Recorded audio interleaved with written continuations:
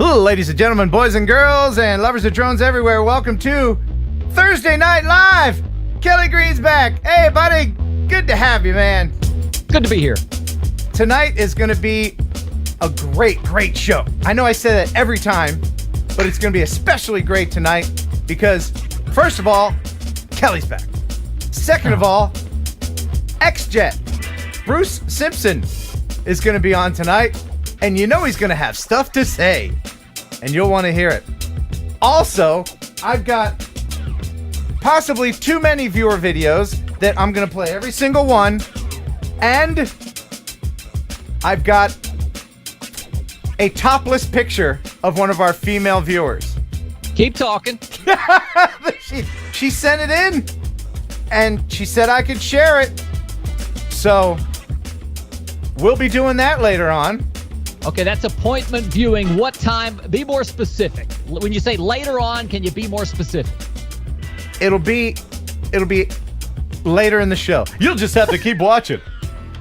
What's new with you, Kelly?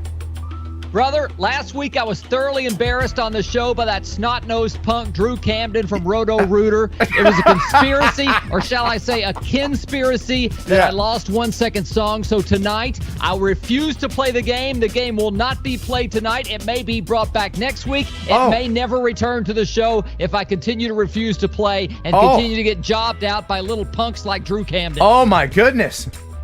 I had no idea that he had such a vast knowledge of TV themes. But I think you lost fair and square, man.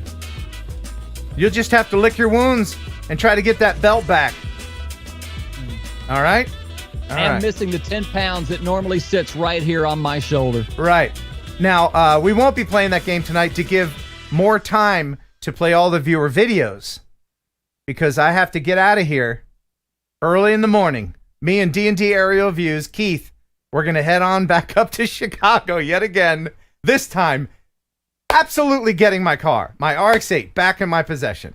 All right, people in the chat, what's the over-under? The number is 30. 30 days until it blows up. Are you going over, under? No. I'm going under 30. I say it's going to be less than 30 days until it blows up again. In the chat, over, under 30. There'll be none of that. Speaking of vehicles, I just have to get this out of my system. My radio station, WJLI in Paducah, Kentucky, at my behest, I begged them. They won the auction and bought as a station vehicle a 1988 ladder truck fire engine. Yeah! Look at that thing. I'm going to drive it. I got to get my CDL. This will be at Minefield. Look at that ass. Look at that. Oh, look at that. And talk about holes. Look at that. You can fly your FPV quads through that. That's going to be at Minefield. It's got outriggers on it. It's freaking amazing. Amazing. What runs better, that fire truck or your Mazda RX-8? And now, our favorite sponsor, the Cadillac of processed meat. Ladies and gentlemen, a pigeon, a jerky. You'll enjoy pigeon jerky, the Cadillac of processed meats. You'll enjoy pigeon jerky, and you'll give your family a treat. It's balanced nutrition to help them grow, and it's full of fiber to make them go. Here we go. You'll enjoy pigeon jerky, the Cadillac of processed meats. Yeah. All right. Thanks, Can you pigeon flash jerky. the fire truck up there one more time? Sure. Yeah, there it is. Look at that. Now, here's the amazing thing about it. Yeah. We want you in the chat to guess what they paid for that fire truck. That's the fire truck, the new station vehicle for WJLI in Paducah, Kentucky. That's right. What do you think they paid for that fire truck? I bet nobody comes close. It wasn't very expensive. You'd be amazed how you can get these deals. There's a website called govdeals.com where you can auction on these things. And if you want a police car like mine, you can get one. Here's some of the guesses. Yeah, 320,000, 33,000, 150,000, Good Lord. 15,000, 100,000, 25,000, Wow. 1,500, 35,000, 80,000. No. Well, 12,000. Drone Rob knows because he listens to the radio show. So yeah, correct, Drone Rob. It was $5,000, $5,100 to be exact. Can you believe it? That's a lot of value. You stole that fire truck. You could probably get $3,000 just for the metals in that if you wanted to junk it. I mean, and everything works on it. The sirens, the lights, they didn't take anything off. They even put new batteries in it. That was in service up until a month ago. They just as hot as cars are right now and vehicles are right now, you know what you and Jason, your partner on the morning show, should do? What? Take it to a used car lot, put $20,000 on it. I bet you sell it in less than a week and pocket the cash. What's that place? What is it? Not Carvana. No, not Carvana. That place. What's that place? It's just the chintzy where you get all the cars. They got millions of them. What's that place called? I want to take it there. I want to get an estimate. I want to drive a fire. I'm going to do all kinds of stuff with it. You will get bored of seeing a fire truck on my channel. Anyway, so yeah, Bruce Simpson, XJet, we're going to talk to him, and we're going to have the drone news, of course. But first, don't you want to see who's on Boshart's wall? Duh. Or who's not on Boshart's wall? Let's head up to the Great White North and check in with Jim Boshart with the weekly A Boshart. Hi, Ken. Jim Boshart back again with another episode of the Weekly Boshart. We've got another special guest this week. His jokes are kind of crappy, but I'll let you be the judge. Mr. Pottyhead. Hey, thanks a lot. Why didn't the toilet paper make it across the road? It got stuck in the crack. Why did Tigger come looking in the bathroom? He was looking for poo. Hey, what did the poop say to the fart? Hey, wow, you really blow me away. Hey, what do you call a fairy that uses the toilet? Stinker bell. Hey, why were there candles on the toilet seat? Because there was a surprise birthday party. Hey, what happens if you fall into the toilet? You either stink or swim. Okay, I got one more. What do octopuses do after using the toilet? They wash their hands.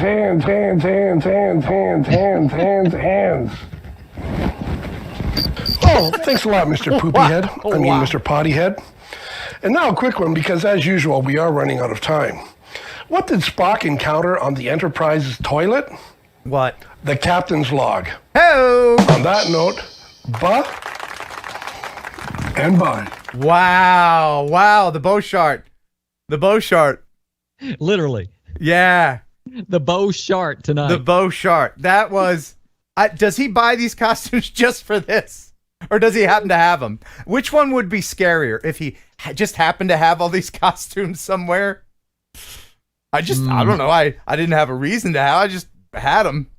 My money's on the latter, not the former. Yeah. Thank you, Mr. Boshart, very much. Oh my goodness. Is that? Could it possibly be? It sounds like there could be a super chat, a train a-coming down the track. A chugga, helping me out getting to Chicago and back again. My goodness. All right. First, I would like to thank all of the early super chatters. Thank you very much. Rob Muller and Andy, El Schmeghead, Flip the Koshat, and Drone Rob. Thank you guys very, very, very much. Let's see what we got here. Oh, we got a few new members. I think we got 4 new members. Northside Hawk Drone and Tech. Jack Weiser with the $5. Thank you, Jack Weiser. Joe Blaylock with a 1, 2, 3, 4. Thank you as always, my friend. Have a great TNL. He says, still working. I'll watch the replay. Let's get this train moving.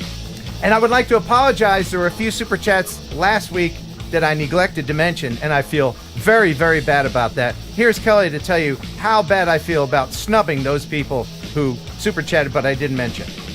Ken feels so bad, he's going to send you each a Mavic 3 in the mail. Expect that delivery in the next 6 to 8 weeks. Mm-hmm.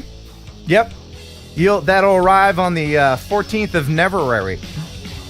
And Dynadrone with the $5. He says, been a hard month. It's good to be back. Excellent. Thank you very much. And Media Mike, look at him. Generous as always, Media Mike, with a $20. Good evening, Ken and Kelly. Looking forward to a great TNL tonight. It's going to be. Did I mention that one of our female viewers sent in a topless photo? Auga! Let's guess who it is. Guess who it is in the chat.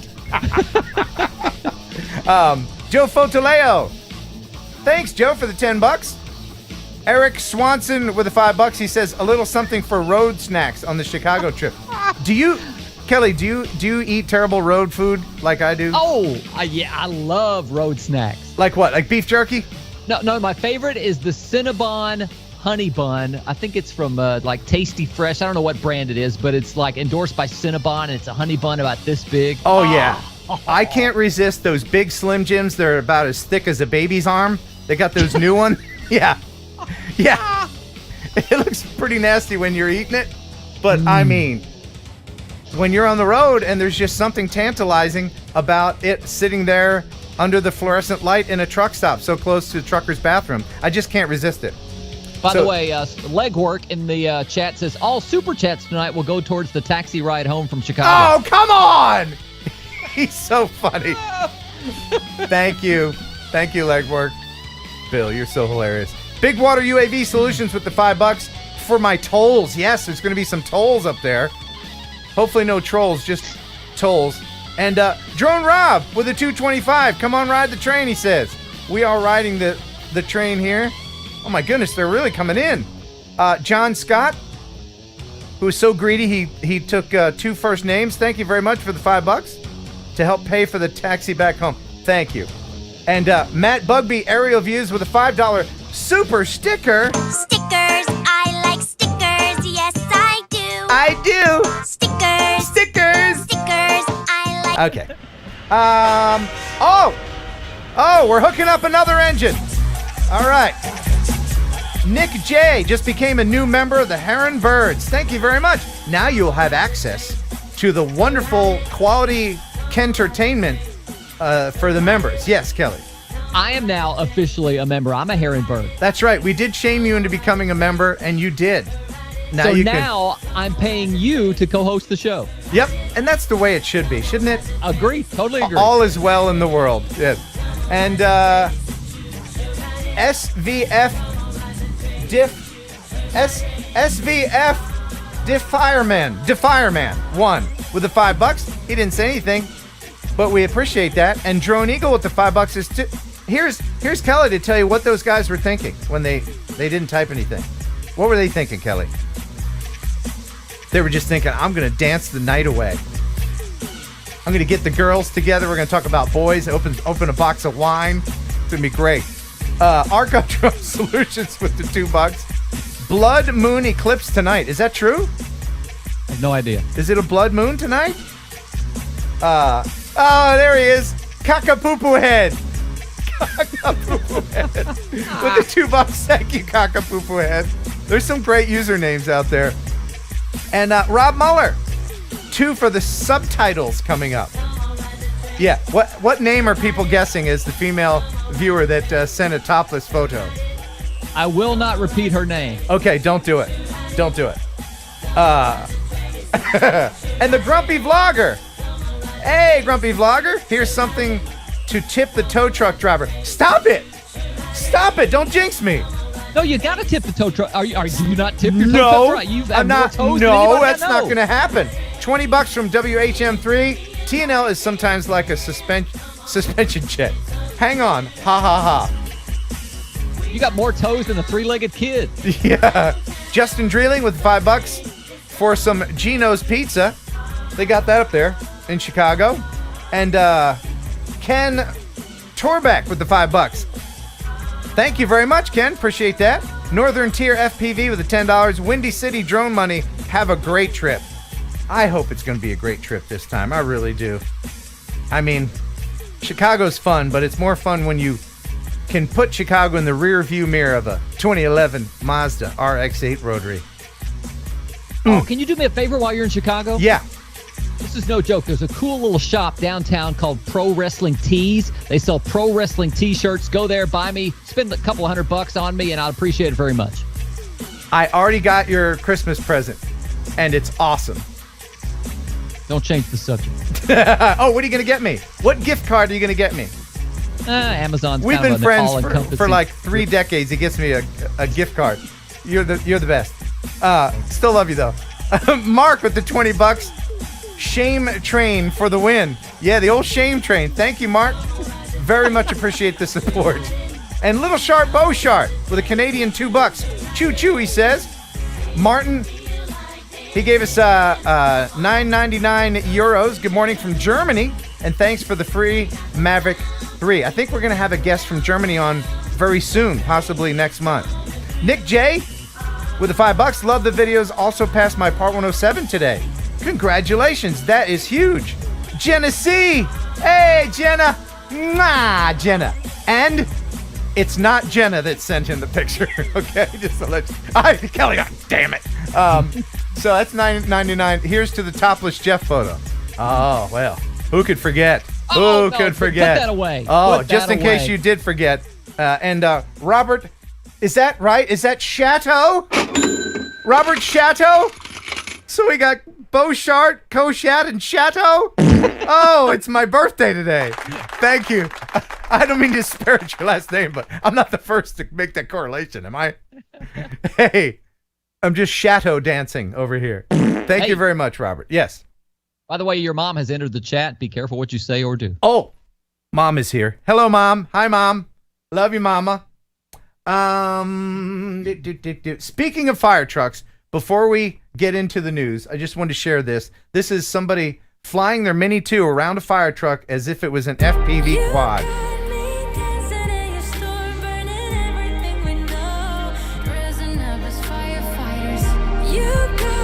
I got fire trucks on the mind.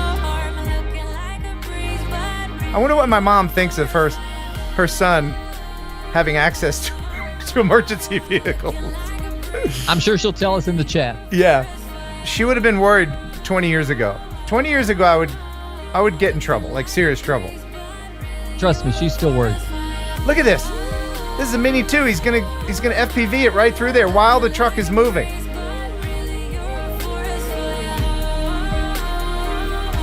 Yeah! Very good. Very good. That was awesome. Your mom says, quote, it's a bit alarming. She did not. Did she? That's what she said. Did she? Hey, Mom! All right. Welcome to the Chuckle Hut, Mom. And now, let's get into the news. Stop the music. It's time for news. Heading on into the drone newsosphere. Everything you'd ever want to know about the drone industry from Jeff Sills. What's happening, buddy? I'm surprised nobody super chatted you plane fuel funds, so that just in case you couldn't get a taxi or anything, that your co-host could fly you back. Pick up my car and come back from Chicago. Yeah, there's still an opportunity to do that. Yeah. What's going on there, Jeff? Right. First in the news, the Swedish Transport Agency recently certified the Swedish Transport Aviation Academy in Lund University as Sweden and Europe's first authorized drone school. Huh. This new research project is part of a training program. They'll be training drones to find missing people at sea and up in the mountains, etc. And it is a certified flight school. So if you're in that region and you're looking for drone certification or training, check with the Swedish Academy of Aviation. Yeah, this is a big deal for them up there. So that's great. That's great. Next in the news, for those of you that are FPV fans, the Drone Racing League has now officially released their trailer for the Drone Racing League mobile app. Oh, so this will be fun. So, do you have to play it vertically? Probably not. Right? Do you have to? It looks like you have to. I hate to say it. Fail! Right? If you have to play this game vertically, it's done. It's over. Forget it. I can't support it. I can't. Why? We'll have to wait till it's available to see whether or not you can lay it down horizontal. Stop with the vertical video. Just stop. Our eyes go this way. The YouTube shorts, are they only vertical video? YouTube shorts? I have no idea. I haven't done one yet because I don't like people playing in my shorts, but I've seen a few and they look like they're only vertical video. So just once again, for reference, our eyes this way. Why TVs That's why our aspect ratio of this video is 16:9. Just a little reminder from your friendly neighborhood triggered Ken. Much as I hate to admit it, he is right. Yeah. All right. Yeah. So next in the news, Tank 106 is a tank as part of an oil refinery in Newfoundland, and it was taken out of service in 2014. Recently, they've used a drone to answer some questions about its, I guess, This is the safety. tank we're looking at. We're going to send a drone over the top to have a look to see what's inside.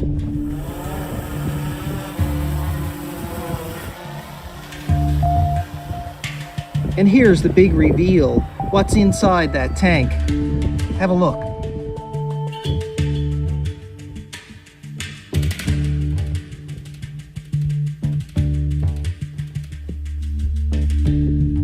Ugh, nasty.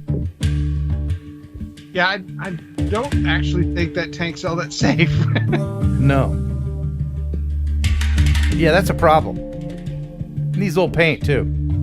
They can flip. They can flip that tank. In case the tank fails, I was just going to point It's out a really difficult terrain to be monitoring the impacts of a spill. There's like large cliffs and lots of islands, lots of complicated coastline to be trying to figure out where oil went. Yeah, Maddie's Drone World did confirm that game is vertical only. How do you feel about that in the chat? I mean, if you're a Cyclops, that'd be fun for you, I guess. Well, the thing is that so many people use their tablets and stuff, and they would get that mobile app to use on the tablets. Okay. And you're gonna have it's just nah. Yeah. Nah. Okay. All right. So next we have a rather unique drone. This is a Japanese company called NTT Docomo. They have recently unveiled a bouncy blimp-like drone that uses ultrasonic as its propulsion system. Okay, like your ultrasonic toothbrush? Yeah. Yeah? Okay. So it gives little pulses of what, air to? Yes, the little pulses. It uses let's see, trying to see if they had the specifics. It's ultrasound modules. Oh, so it's tiny just vibrations that disturb the air and push the drone either left, right, forward, back, or up. Okay, so it's like little tweeters, little speakers, little tweeters. Yeah, maybe. sort of like, yeah. I would guess that'd be probably a good description of it. This would be good for advertising. Yeah, and it doesn't use blades. There's no propellers or anything, so I'm imagining that it's probably fairly quiet. Yeah. So yeah, you could put that in a hall and throw some advertising on it, have it floating around. I want one. So I'm guessing it's indoor only, since a 1 mile an hour wind would blow it severely off course, right? Yeah. Well, but you notice they had a camera on it, which I thought was pretty impressive as well. So that looks cool. That's got some possibilities there. I like that. Yeah, I'm impressed with it. Yeah. All right, so this next footage is something that I wanted to share with you guys because, first of all, this is a drone flying at an airport, which in and itself is sort of strange to see. But it's also a drone flying at an airport filming the largest airplane in the world, which is the Antonov AN-225. How big is it? Is it bigger than the Spruce Goose?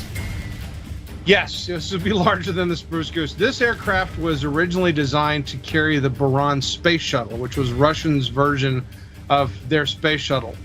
And of course, the space shuttle program failed, but the plane itself, because it is just such an immensely powerful plane and it holds a huge amount of cargo, has gone on to have a life of its own. And every place that this plane goes, it's like a circus. People come out from hundreds of miles to see this aircraft. It is just an absolute monster. It's hard to tell scale until someone's standing near it, like these little ants. Wow. Yes. And it's got 6 engines. It's huge. Wow. Yeah. It is an amazing aircraft, and I thought it was really cool that somebody was able to go to the airfield and get this type of drone footage of it so that you could get sort of an idea of scale. Yeah, this isn't a citizen. This is some state-run drone person. Look at the landing gear when they get to it here in a second. Right. Oh yeah, Cool. I mean, Look at that. Oh, wow. That's a lot of wheels. That's wheelie big. Yeah. Puns, gotta love it. Yeah. All right, so next we have some patent information, and this is sort of interesting because Apple apparently has some patents out for unmanned aerial vehicles. This could be a possible suggestion that we would see Apple creating a drone. You remember this? Or drone-related, drone-related equipment. You remember this prototype? I think this was a couple years ago, but that looks pretty slick. That never happened, but it looks good. Yeah. That looks very Apple-esque. Well, the first patent relates to methods of pairing and unpairing drones to controllers. And the second one is more along the lines of control instructions, etc. for the patent. So they might be making a drone. Who knows? Huh. So I'll let you guys know if we see anything more along the patent industry for an Apple drone. All right. All right. So we've heard in the news countless times about problems at the border, and people are probably sick of hearing about it. But this is interesting because this is footage from the Polish border, which is also having problems with refugees building up along their border. This is in, I think, Belarus. Sure. And this is a migrant camp that is along the Polish border. These are people that are waiting or trying to get into Poland. Wow. It's a mess. That's a lot of people, a lot of equipment. So, yeah, needless to say, they've got a big issue there with hundreds of migrants that are getting stuck for days along that border. That's very sad. Well, and of course, naturally, a drone gives you an eagle eye footage or eagle eye viewpoint to give you, a better idea of what it looks like and what the effect of it is. All right. So next we have the Intermountain Healthcare says that drones will deliver drugs and supplies to Utah homes starting next year. Okay. This little plane-like drone is flying into the future of medicine. Launching zipline 589er in 3, 2, 1. Launching a whole new way to reach patients in the Salt Lake Valley. It's a matter of just putting in the delivery location, and then they use a network of satellite GPS systems to make those deliveries. Intermountain Healthcare landed a partnership with California-based Zipline to deliver medications to homes by autonomous aircraft from a yet-to-be-built facility in South Jordan. The medicine arrives in a parachuted package just 15 to 30 minutes after an order is placed. Not only is it convenient for the patient, but their likelihood to take those medications properly and really have medication adherence, which is really important. Intermountain sees the same potential here at home. We've also been in a lot of communications with the state of Utah and their emergency management program to be able to potentially use this as a platform in times of emergencies or disasters. But first, they'll start with flying medications to 90% of patient homes in the area. And they hope you'll be able to look in the sky this time next year, seeing those deliveries in action. Okay. Now the zipline system, we've showcased that in the news. It was highly used in Africa, and it's been put in a lot of other countries. We talked about it coming to the United States. This is probably one of the first iterations that I've seen of it where it's being used in a dedicated format. In other words, it's not under testing. It's not something that they're thinking about. They have actually purposely set this up and have designed it for this particular purpose. Right. I am really excited to see that zipline service become more pronounced. And it should not. Let me give some advice. Don't set up that service in Louisiana, because they're going to be like, honey, that looks like another OxyContin delivery. Come on, honey.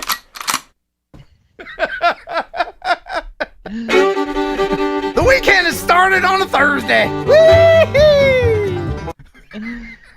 Right? I'm not wrong, right? They're like that. Okay, that's a tube sock drone. No, that's FedEx. And what's that? Oh, yeah, okay, that's the Lord tab. Right?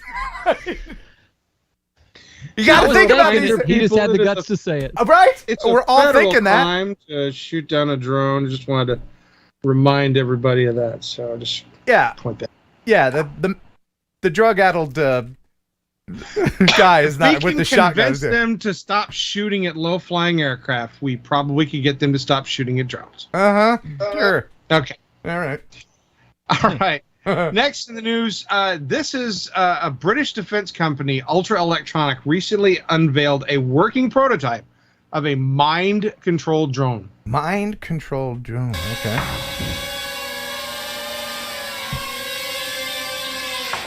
So what happens is that we create some icons, we call them tags, and they have a signal within them. And when you stare at that, your eye responds to it in a particular way. The way in which that eye response occurs is a signal that we pick up on the visual cortex of the brain at the back of the brain. So the sensor is looking for the signals we create here that come through the eyeball, through the brain, and then onto the visual cortex. Once we've got it there as a signal, we can grab that, we understand what that signal looks like, and we can turn that into a command for whatever we're trying to control. So what I've done is I've created a system where I can control the minds of hot young co-eds, and they'll come into my office, and they think they're controlling a drone. Yes, Kelly? Yes? I mean, right? Okay. I'm not touching that one. Let me just say this, okay? Everybody already owns a mind-controlled drone. What you do is you control your arms and your hands with your mind, and then those impulses go into the control. It's the dumbest thing ever. I mean, just because you can do something doesn't mean you should. This will never become a thing. This is just some other experiment. Jeff, will you pour me a drink, please? Yeah. Jeff, what are you drinking, buddy? I got you covered. Thank you, sir. That's fine. That's not a problem. He's just going to keep on going. What? I know. Going and going. Mind-controlled drones. Come on. Mind-controlled this, mind-controlled that. You already control stuff with your mind. It's so stupid. All right. Thanks, Jeff. So dumb. There's not enough bottles in the world. Ooh, mind-controlled drone. We need investors. Stupid. All right. Great. Go ahead. All right. Yeah. So next we have in the news a huge presence of law enforcement culminating with the arrest of a man recently. Was an example of Saginaw being able to use their new thermal imaging drone technology to fight crime. We can't afford a helicopter, but I can get something like a helicopter. Saginaw is taking to the air to fight crime, but not with a helicopter like its southerly neighbor Flint. Think smaller and cheaper. We have the drone locally. We can put it up in the air fast, and we've got all the technology, again, with forward-looking infrared, everything that the helicopter has. But it's a quicker response, and it's an area, again, it's you won't even know it's up above you. Saginaw County Sheriff William Fetterspiel says Thursday night the drone's heat-seeking technology located a suspected burglar. A Saginaw police officer first responded here at this Boost Mobile on Davenport Avenue after a burglary alarm went off indicating broken glass and motion inside. 10 minutes later, a state police trooper spotted the suspect. More officers and a K-9 joined in the pursuit, to no avail. That's where the drone and its night vision thermal imaging technology, similar to this, made the difference. When we know where the suspect is, it's safer for us so that then we know how to deploy so that we're not hurt or killed in this operation. Investigators say the drone spotted the suspect hiding under a barbecue grill cover. You'll see the outline of a human body in the heat that they emanate. So again, underneath a cold grill out in the backyard, he showed up perfect. Yeah, that's great. That's great. More what, Kelly? What are you smiling at? What? The way she talks just like a radio. You know what? Kendall Keys reporting he's hiding under a barbecue I wasn't grill cover. I wasn't gonna say anything, but every single small town reporter talks like every other small town reporter. They all talk like this. I don't know why they're talking like this, because they would never talk like that in real life. Nobody has that kind of cadence or speaking tones in real life. And now back to you in the newsroom. I like the guy sitting there going, our neighbors use a helicopter, but we're much smarter because we save a lot of money using a drone. Yeah. I love that. Yeah. That's that proverbial up yours. Hold on, Jeff. Are you controlling that wine glass with your mind? Are you? Let's see it move again. You using your mind. Make him stop.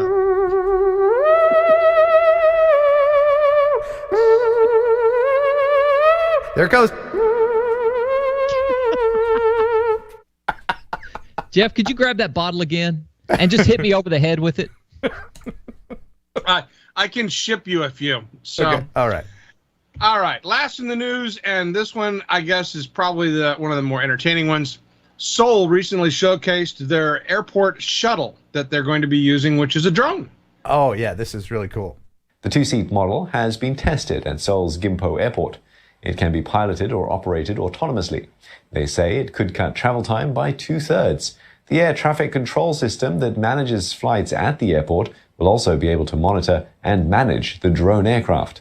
그리고 가장 중요하게는 UAM이 국민들이 안전하게 타야 되는 교통수단이기 때문에 지금도 안전하게 개발되고 있다고 믿고 있지만 실제로 이용 가능하도록 돌다리도 두드린다는 심정으로 대규모 실증 사업을 준비하고 있습니다. 그래서 24년까지 실증 사업을 하고 Sorry guys. I may have fiddled with the subtitles on that one. I don't know who your translator is, but it seemed on the money to me. It seemed right on the money, right? Didn't Ken Dono and 51 Drones smash their Mavics? First day. Yeah. Oh, okay. Love you, Ken. Love you, Russ. Anyway, Jeff, how you doing with that bottle? Wonderful. He's muted, which is fine. But he forgets that Why do I find these stories? What purpose do I serve at this particular point in time when Ken can just take it and just... Hey, this is infotainment, man. Infotainment. We give you the info, but we'll give you a little bit of tainment. I think it's more tainment than info. Is it? Whatever. Say bye-bye, Jeff. All right, bye-bye, Jeff. Thanks for stopping by. Now get out. Yeah, that's right. Heavy on the tainment. Speaking of tainment, let's hear that funny joke you got ready for us. What do you call two monkeys that share an Amazon account? What? Prime mates. Hey, that's pretty good. I like that one. That's a pretty good one. I like that one.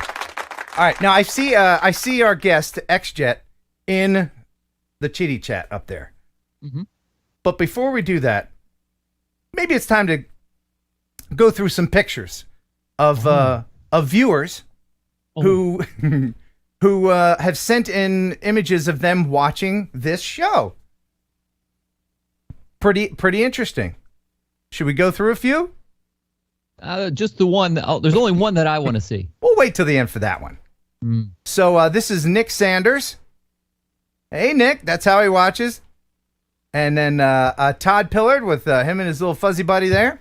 That's awesome. Isn't that cute? You talking about his dog or his mustache? Both. Okay. Yeah, him and his dog have the same mustache. You see it better on him. And Robert Snyder, he might be a little obsessed with us. Hey, I'm on his wall. Yeah, you are. Yeah, That's you good are. enough for me. Forget Boshart, Robert Snyder. You're the man. There you go. And then Dan Kirkpatrick. I can't tell what part of him that is. I think it's his feet. That's how he. And then here's Mike B. Mike B. watching us just like that. And I think that's all the pictures I have. Can you go back to Mike B. real quick before we get to the one final picture? Sure. Why does it say mother down there at the bottom? Where does it say mother? You sure that's not Norman Bates watching the show? Where does it say mother? Under his TV down on the floor. Under the TV. On the floor. Oh, it does. Oh dear. Okay. No. Look what you made me do, mother. All right. So, Whoa. Yeah. You got one more picture, right? I do, and it came with an email. Oh. And the email is from Tamagene! Oh, Tamagene! Tammy! Whammy bammy. Thank you, Tammy. we got a lot more viewers watching right now for some reason. Anyway, she says, hey there, Ken. If this photo is in violation of the rules and regulations of Thursday Night Live, totally understood. But this is how Max Air 420 and I actually watch the show, freshly showered. There you go.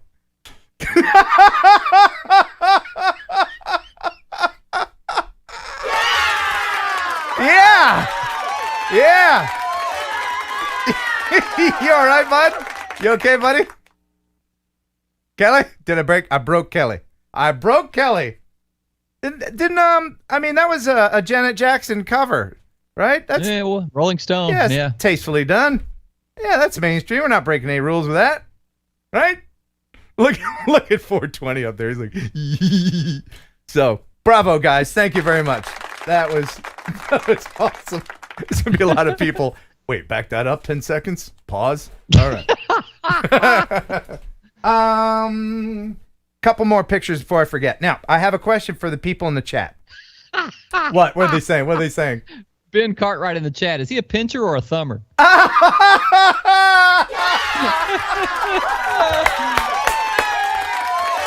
Oh my god! Well,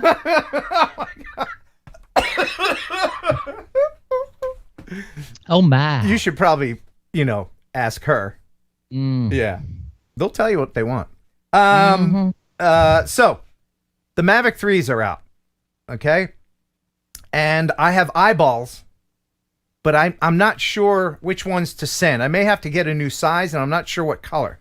So SKS Video Guy says, hey, Ken, here's some pics of your eyeballs on my new Mavic 3. The size seems good, and the air vent looks like he's burying his teeth. Oh, that's great. Yeah. He says, I think black would look better than the white. What do you guys think? Black or white for the Mavic 3? Because it's kind of a darker drone. That's why I sent the white. So I think the white would show more contrast. I think the white's going to look better. Yeah, I think for purposes of bird... watching it, a bird repellent, you probably want the white, but what do you guys think? I think it looks good up there with the it does look like teeth. Yeah. What are people saying? Black, rainbow, white. Okay. Well, you can email me here if you want the eyeballs for your Mavic 3 or any other drone. I have all sizes, and you just let me know what color that you want, and I will send it to you. KenHeronUpload@gmail.com. And I've got one more picture before we bring in Bruce. This is from Family Guyver, which is a clever name. He says, hey, Ken, woke up this morning for some early FPV, and the birds shut me down for a bit. That's a picture of his goggles. Oh, my goodness. Yeah. Yeah. Hope your weekend is going great, but and by Family Guyver. How about that? Usually the birds shut the drone down. They shut his goggles down. Yeah. I think he was wearing them at the time. Oh, that's so nasty. Oh, my gosh. Oh, my gosh. So, all right. Well, it's time to bring in our buddy all the way in New Zealand. So here's Kelly with a New Zealand joke. You know, I used to be addicted to the hokey pokey. Uh-huh. Then I turned myself around. Yeah? Then what?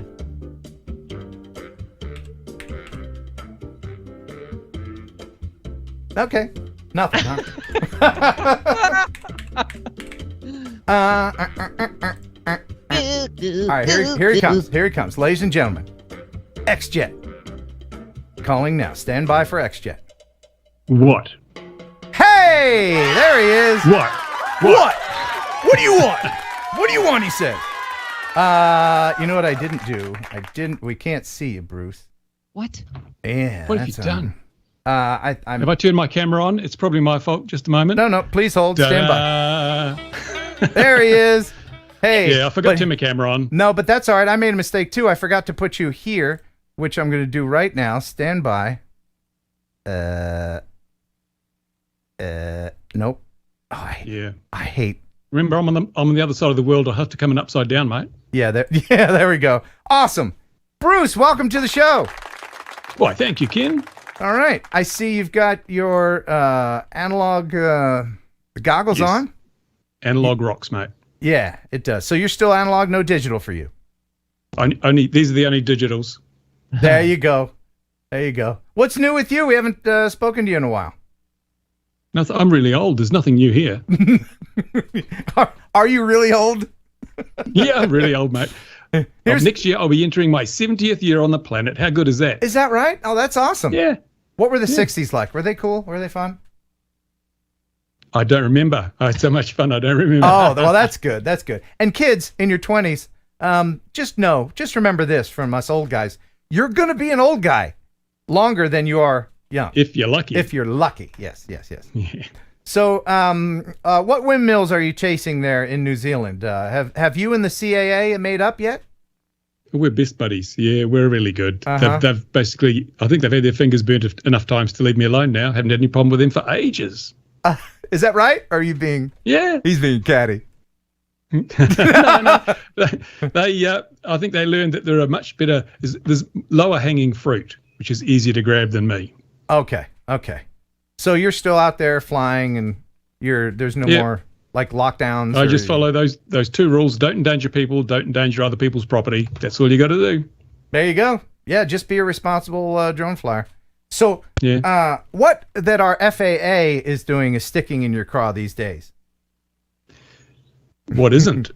This whole remote ID thing is ridiculous, isn't it? I'm just waiting for the first person to be assaulted and have all their gear stolen as a result of the broadcasting the pilot's position, and the FAA's ridiculous response is, well, just call the police if you get assaulted.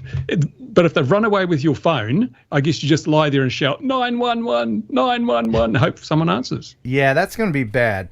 I'd hate to see people getting hurt, assaulted, or just stalked before precedent is set. The Karens will have a field day. There'll be a new app for your phone called Karen, and you can be able to find drone anywhere in the world. You'll be able to see where drone people are flying and fly there and annoy them. That is so true. It's nearly finished. I've got it. I'm just testing it now. So when is it's going to be 2023 before? Something like that. That's if they get it through. I mean, we've got RDQ has taken a legal action against the FAA on this, but the problem is it's not the FAA that are doing it. They've been told to do, or the political overlords, the further up the food chain has told the FAA, you must do this by order of Congress. So they can't actually not do it. But I think the FAA should push back, and they could do it somewhat differently. Why can't they just encrypt that pilot position information? It's super simple. It doesn't take much work, but I guess they didn't think of it, so they won't do that. Right. They're always saying it's just a digital license plate. Well, if I'm driving behind someone... Does your license plate tell the police how fast you're traveling? Mine doesn't. Right. Yeah, or my address or whatever. Right. Bruce's license plate says zoom, zoom, but his car hadn't run in 6 months. Stop it, Kelly. Stop it. I drive a 1994 Toyota pickup. I'm an old man. That's a classic, man. It is. That's a classic. Yeah. So if anybody has any questions for Bruce... He's an expert in just about anything. You can ask him. We start with general knowledge for 10. Yeah. Bruce, who's your favorite professional wrestler? He's a scientist. He doesn't believe in that fantasy I don't know stuff. Wrestling. I'll tell you how old I am. Hulk Hogan. Yes. Oh. Wow. These days, Simon Miller these days. But you wouldn't know him. He's English. Is that real wrestling or is that professional wrestling? It's professional. Okay. Is that Rev Pro? I don't know. Oh, God. This conversation just took a poo. Sorry, we jumped the tracks. Back to you, Ken. If you have any questions that pertain to the drone world or general aviation, or if you have any mad scientist questions or questions about life, as he is so old, he is an old wise man up on top of the mountain, and he knows all, right? Yeah, I wouldn't say that. My wife knows. Have you been following the Brook Park dramedy? Yes, I did. You know, some of the characters have reached out to me about the first video, which was not super kind to them, but the second video was more. When they actually took the time to bring in experts and ask questions, then I was like, okay, good. At least you're doing that. But they were all about can't fly here. And if you don't know what we're talking about Brook Park, Ohio, where the city council took it upon themselves to make their own airspace rules about drones and just kind of blanket say no. Well, I have this video that I want to share, and I knew this was going to happen. This is from Ron Roulette.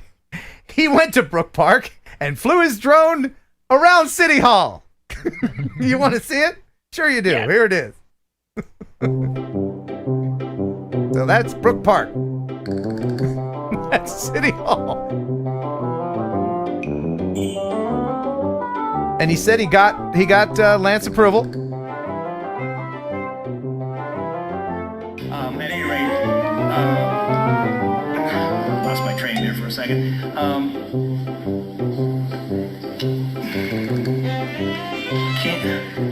I completely lost it.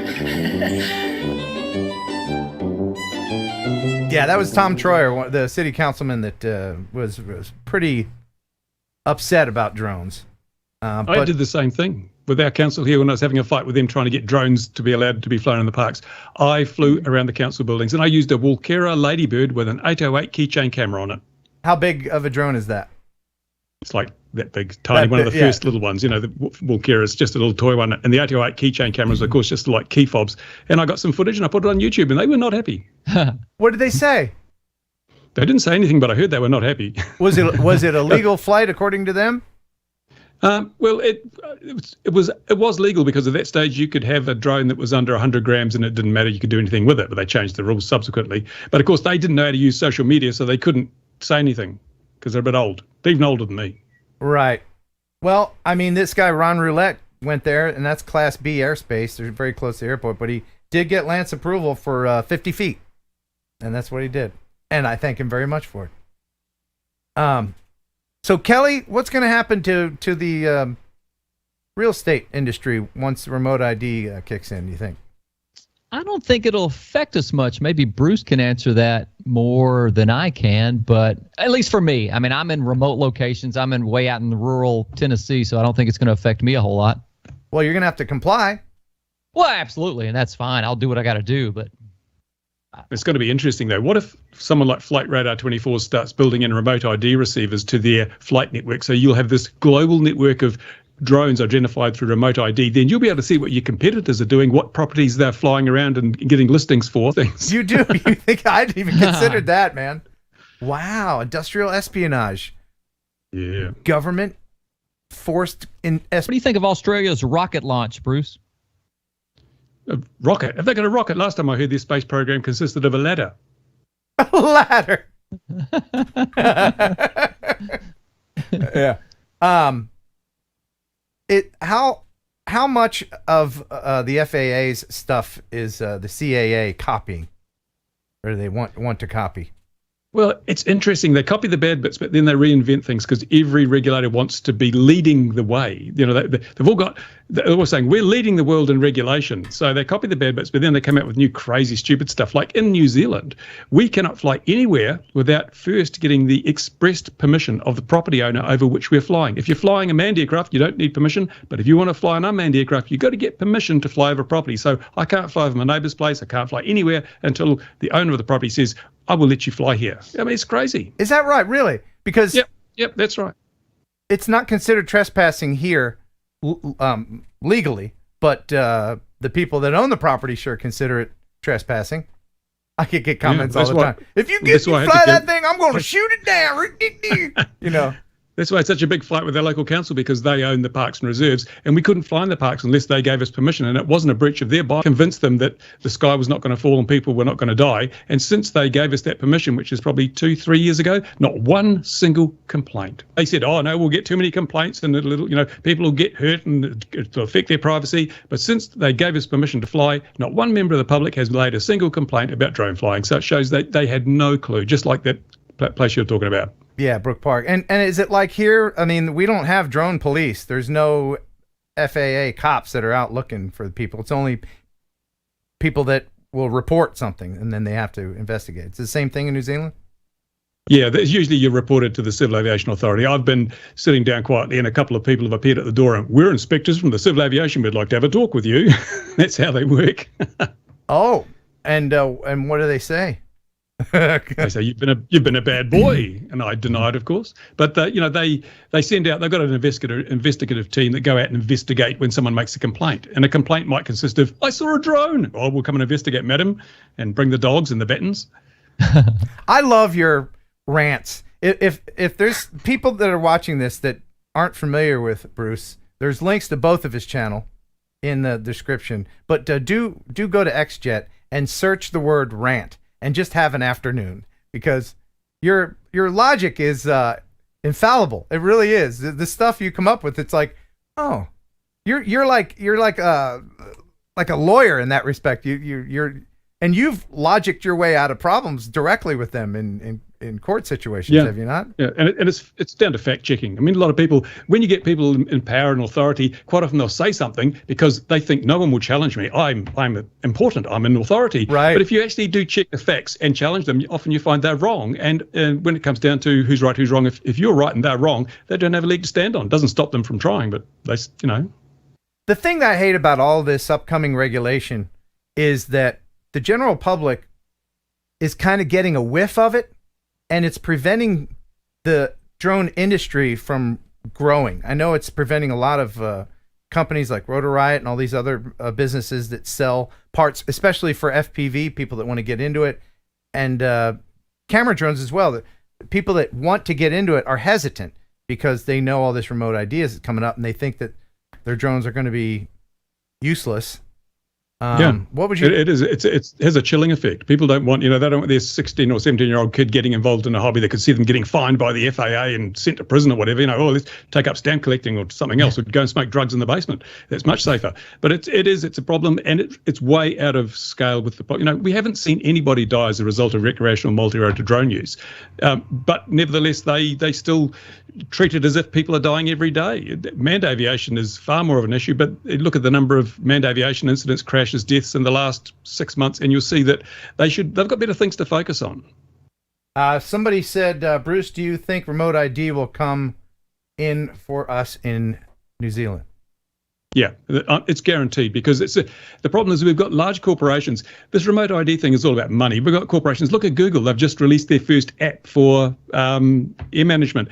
And we've got all these other companies like Amazon. They're not interested in delivering stuff. They want to run the UTM, the traffic management system, so they can take a clip on the ticket of every time you take off. Remember the first network ID proposal? You couldn't take off until you got clearance from the central control system to arm your drone. And that means you have to pay money. And so every time you fly, you pay a little bit of money. That's where the real money is. That's how Google and Amazon make their money, out of lots of small clips on lots of transactions, and that's the future. So it's in their interest to have these remote ID systems in place so they can then monetize the airspace in which we fly, and I think that's totally unacceptable. Right, because they're selling our data, and that's just more data to sell.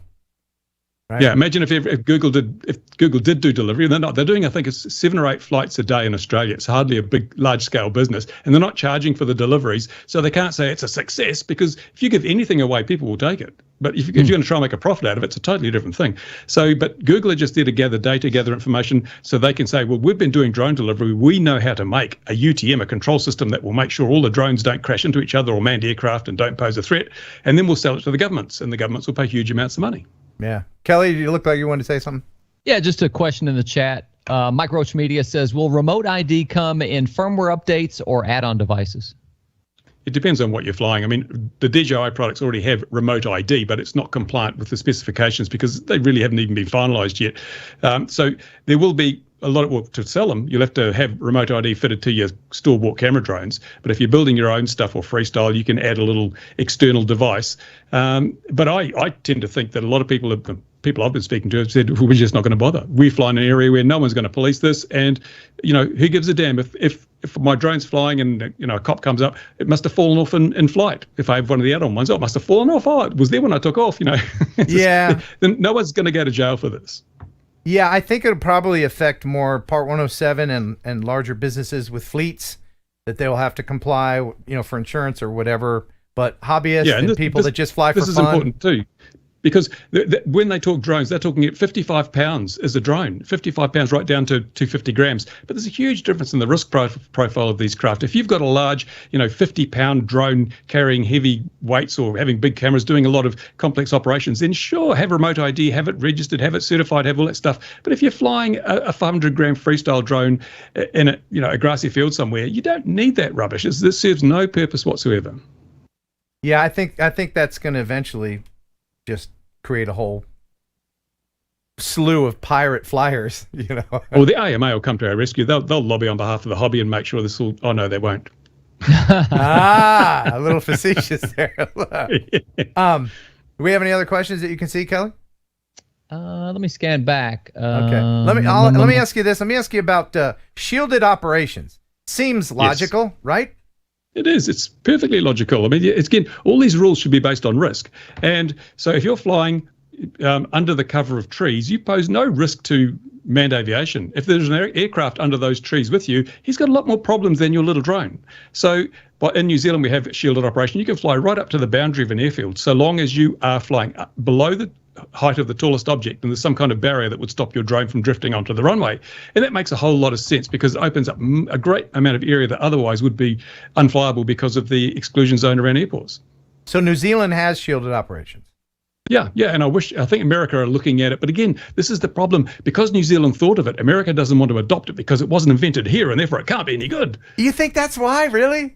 Oh, there's a lot of that because there's some other aspects of overseas regulations that I've spoken to CAA, and that's basically their response. We didn't think of this. It might be a good idea, but we're going to come up with a better idea.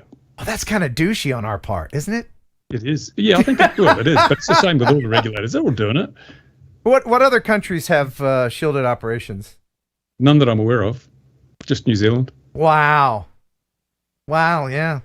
I mean, that just makes logical sense. It's crazy because we also, FPV spotters is another thing that I really get annoyed about. With an FPV, they say you must have a spotter because you lack situational awareness. Mm-hmm. But the reality is that you have less situational awareness in the cockpit of a Cessna 172 because you have a very limited field of view. You can't hear anything and you're busy occupied with other things. And cognitive load is a major factor in situational awareness. You have more situational awareness when you're flying your little FPV drone 100 yards away, in a park than you do when you're flying a Cessna 172 in congested airspace around an airport. But the Cessna 172 pilots don't need an observer in the seat of their plane to look out for other planes. And as a result, we get these mid-air collisions between manned aircraft. Kelly, you look like you had something. Patrick Sutton in the chat. With the way the government is here in the U.S., do you think they will even make the deadline for remote ID? I feel like if they do, it will be half-baked and won't work as intended. What are your thoughts, Bruce? Well, that's how bureaucracies work. Everything's half-baked and not done properly and reviewed later on. And, we've got to get it done. It doesn't matter if it's done right. Just get it done. We can always fix it up later. That tends to be how these things operate. So I don't know. They seem to be very intransigent. They're not willing to bend. What annoyed me was that we listened. We listened when people made their 50,000 submissions. But that was a very disingenuous statement because people said, we don't want remote ID. And they said, we listened and we removed the network component of the remote ID. We only have broadcast remote ID. The only people they listened to were their network technology partners who said, we can't deliver ubiquitous coverage and give you the technology, the infrastructure for network remote ID. So that's why the FAA said, well, we won't do that. But if you look through the final rule, it says at this time, whenever it references things that would be reliant on network remote ID. So they're going to do it. They're going to do it later. And I think, hasn't there been a few patents for remote ID gizmos filed by people already? Kenji patented it. It'd be interesting to see whether it stood up in a case at a court of law. And I think the US government has the right to basically use patents for their own purpose anyway. I don't think you can patent, like, who was it? I think even NASA's used patents without paying for them because it's a right. It's, what do they call it? It's on tremors. Yeah. The phrase, eh? Public domain? No, it's I can't remember. It'll come to me when I've finished, when I've gone. Oh yeah. Eminent domain. That's an eminent domain. Yeah. Wow. Well, if you could change one thing, if you had the power to just change one thing about the hobby, set in stone, what would it be? Ooh. More women in the hobby. Yes. Absolutely. I agree. Yeah. It is a sausage fest out there. Why do you think that is? Why are there so few women in this hobby? Yeah. I don't know. It is interesting because our club here, where I live, at one stage we had more women than any other club in the country. In fact, I think 30% of our members were women. And then Ron came along and they went away. No, not that. Nice job, Ron. I think it's just that it's kind of technical and things. But we do have a woman in the club now. She joined a few weeks ago. She's having a great time. She loves it. She's got herself a little Mavic Mini, and now she's getting into freestyle and to fixed wing, and she absolutely loves it. I think it's just most women aren't exposed to it. They don't go to a club. They don't look through the goggles. They don't fly a drone. They don't realize what fun it is. And once you actually show them, they get quite excited and quite keen on it. Yeah. Now you're still flying a lot of fixed wing stuff, right? Yep. Yeah. And you're still building wacky things. What kind of wacky things have you built lately? What kind of? Oh, well, I'm working on another PulseJet model at the moment, which is I had to have a long time ago. I had a Burt Rutan Long Easy, which was powered by a PulseJet. It was a brilliant little plane, and I managed to pick up another kit for that, so I'm building that up. Hope to have that going in a few weeks because PulseJets are cool. Kelly, do you know what a PulseJet is? I do not. Have no clue. Isn't that technology from the Second World War? Yeah, the Germans used it on the V1 flying bombs. That's right. And they called it they had a cute nickname for it. A cute Doodle nickname. bug. The Doodle Bug. That's what it was. Yeah. Are you? How big is your PulseJet? Oh, it's actually this time I'm using one of the Hobby King PulseJets. They were $99 or something, and then I don't know if they still sell them. But I've built quite a lot of PulseJets. If you look right back on my channel, it was called XJet because I did a lot of PulseJets. And I built a PulseJet powered dragster, which had two large PulseJets, I think 36 litre combustion chambers, and it did about over 100 miles an hour down our runway. I saw that. It was good fun. That looks so scary, and the noise. I mean, just. Yeah. And the guy driving that was actually Temuera Morrison, the guy that it was in Star Wars, the Return of the Clones or something. Oh, wow. Wow.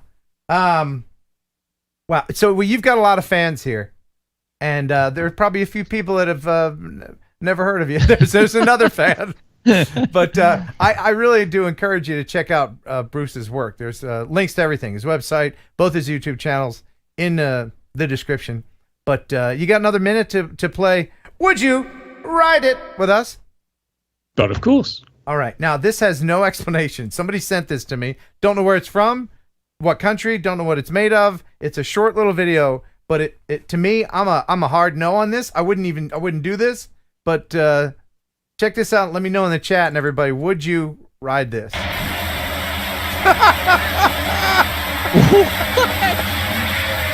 Oh my God.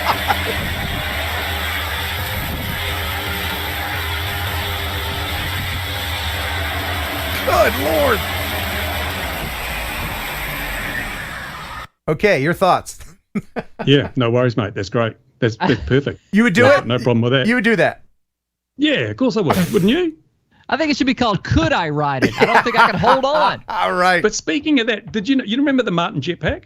That thing that was debuted at Oshkosh, and it had those two big ducted fans, and it was going to be that company went belly up. I said it would do. We put $1 million worth of New Zealand taxpayers' money into it, and it went belly up. And they're selling off all the bits and pieces on an auction site in New Zealand. And there's 50 pages of stuff. You can buy the original Martin jetpack for $35,000 New Zealand, which I think is about $2.57 American now. And it's all up for auction. It's amazing. Yeah. I'm going to do a video shortly. I'll put links to the auction, and people can go and have a look. It's amazing stuff there. As far as a creative suicide goes, you can't beat that price. Like slices at dices at Julien's, it's wonderful. It makes mounds of fries, yeah. Wow, it makes mounds of body parts. And you get free steak knives with everyone. Yeah, right. Oh my gosh. So a lot of people are saying, hell no, no way. I'd ride it only if I wanted to see Death's face. Ooh, that's dark. Somebody said I'd ride it to escape from prison.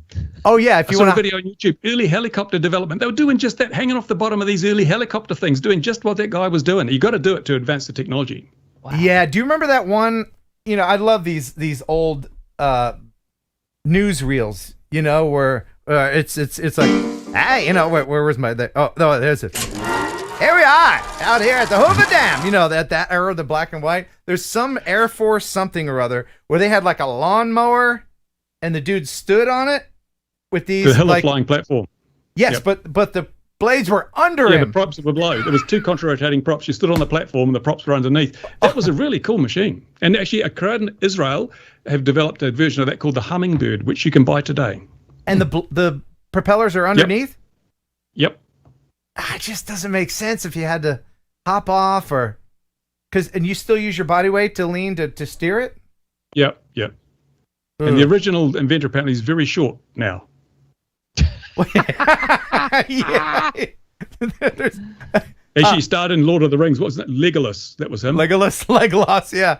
What are these VTOLs that you see? You used to be people from Google with the, I forget what it's called. They have all these wacky names, but these VTOL things and the E-hangs. What one do you think, Bruce, has a promising future? Which you mean like these which advanced urban? Yeah, advanced one of these. I don't know. None of them really. None of them. No. Oh, you wouldn't get me on a pilotless aircraft. If the pilot's not prepared to sit beside me, I'm not going. Yeah. Now there's one called the Lift, and we had a guy from the company on. You do fly that yourself, so I think that's the problem for most of us watching is we're all control freaks, and we'd all want the joystick. We wouldn't trust some schmuck in a room that doesn't have any skin in the game to take us across town. This whole flying car thing's been around since the 50s. I mean, hella, the people who did the flying platform, they also developed a flying car, and they were going to sell it to the masses. You put it in your garage, drive it out, jump in, fly to work. But the problem is, even simple things like that, usually we have so many crashes in 2 dimensions. How are we going to manage 3? The skies will fall. It'll be terrible. It won't work. I mean, there's so many regulations already with aircraft. The average driver wouldn't understand half the aviation regulations. They wouldn't want to. So it's not going to happen. Look at Moller, Ken Moller, 1970s. I think he started working on his flying car. Still not finished. Oh yeah, Ken Moller. Yeah, that's right. That's that red thing. Yep. Yeah. Wow. All right, Bruce. Before we let you go, let's all hop in the time machine. All right? We're all going to go 2, 3, 5, 10 years into the future. All right? What is our hobby like in 10 years? Give me the camera drones and FPV aspect. What are things going to be like in 10 years? The same as now, but newer. Okay. You were expecting something profound. I was thinking something so profound. And I'm like, it's the same, only newer. Do you think? Due to the chip shortage, your hobby has been cancelled. Yeah. Yeah, right. Fun.exe has crashed. Do you think battery technology will advance? Will we have like graphene batteries? Will have battery flight times it's at going 2 to hours? Mainly because of EVs. Electric vehicles means that there's more money to advance the battery technology than there is if you're just looking at drones and other stuff. Will drone delivery be common then? Or will it be completely done? Drone delivery will be quite common, but it won't be done by aerial vehicles. It'll be done by vehicles that trot along the road, self-driving cars, because, DHL will have the same vans and UPS have the same vans, but there won't be a driver in them. They'll just travel around. You'll be sitting there. You'll get a text that says, van is due at your place in 5 minutes. Here's your PIN code. When the van pulls up, you go and tap in your PIN code, door opens, take your package, it carries on. Right, because if they can eliminate the salary of the driver, then they're saving money already. And they won't have to worry Amazon about will be first in line. Yeah. All the delivery drones are gimmicks, except within big urban areas where we need defibrillators over here. We need some medicine. We're going to deliver some blood, a heart, maybe. Yeah, but that's not required very often. It's special use cases. How often do you need to deliver a defibrillator? Well, like once a week or once a month. It's hardly worth having a fleet of drones to do that, is it? There are special use cases like Zipline does in Africa where they're perfectly suited to it. But in the average, you're not going to have drones dropping pizzas at your back doorstep or anything like that. In fact, interestingly enough, in Australia, where Google are doing those deliveries, I heard from someone who said that their neighbour got a surf casting rod and hooked a Google drone and pulled it out of the sky. Wow, free drone. Nice. Yeah, free drone. 6 motors. Was it 6 motors? 8 motors, something like that. Yeah, and all the pizza you can eat. Man, so I'll be long dead before anybody gets tube socks delivered. I think so. Ah, darn it. Well, anyway, Bruce, thank you for your continued fight against those windmills and the wisdom. And thanks for being just a cool dude. We appreciate it. Thank you for being on, Bruce. Oh, You'll come back again soon, right? You'll come back again? Will do. All right, yeah, Bruce. Sure thing. Thanks, man. See you later. Yeah, man. All right, bye. How about that guy? He knows all, he tells all, and he tells it like it is. Heck yeah. I almost wanted to ask him to pop off those goggles so we can see the red marks on his forehead. He had them on for a pretty long time. Here's Kelly with an awesome joke, and then we'll get into the viewer video. Oh, you wanted an awesome joke? No, give me a crappy one. Okay. Yeah. How about I give you 2 short jokes and 1 long joke? Okay, hit me. Joke.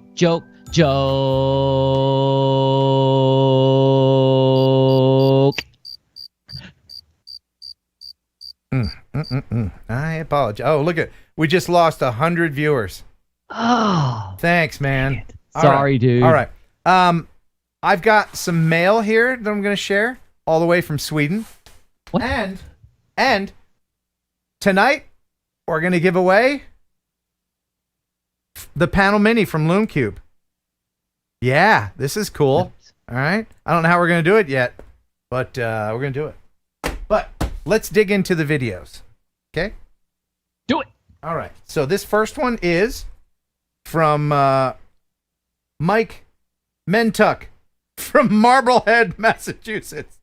Mike Mentuck from Marblehead, Massachusetts. That is quite the alliteration. And it's a boat that is run aground. Yeah. He says, Ken and crew, here's a sad orbit around a grounded Ranger tug yacht in Marblehead, Massachusetts. Appears the unlucky vessel was grounded back in October when the captain tried to cross over the rocks at a high tide. And here she is, sitting just waiting for the tide to come back in. This was done with the DJI Air 2S. I really enjoy my weekly TNL fix and have learned a lot from you guys. Thanks. How about that? Look at that. I mean, you'd have to kind of try hard to make that happen, right? Because you're going to run aground a little bit, and then you get out and you push, right? I mean, that's a big boat, though. Yeah. Oh. Pretty cool, though, man. Thanks. Thank you, Mike Mentuck from Marblehead, Massachusetts. Oh, okay. Oh, the viewer video of the week is really, really breathtakingly beautiful. It's another topless picture of one of our female viewers. People in the chat are asking to see that again. Are they really? Yes. For real? For real? Yes. Well, I don't want to exploit no, don't. her, Tammy Jean. I really don't, but I will. Okay. I'll do it. I will do it. There it is. That's my new screensaver. All right. No, all right. Hey, she knew what she was doing.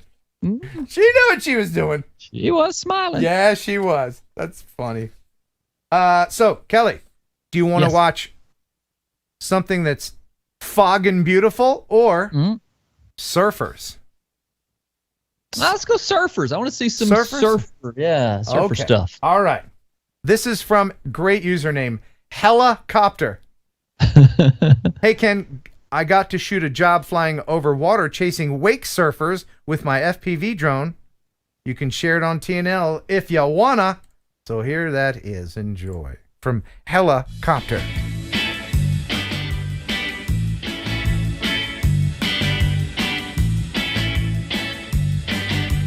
I think this is the DJI POS.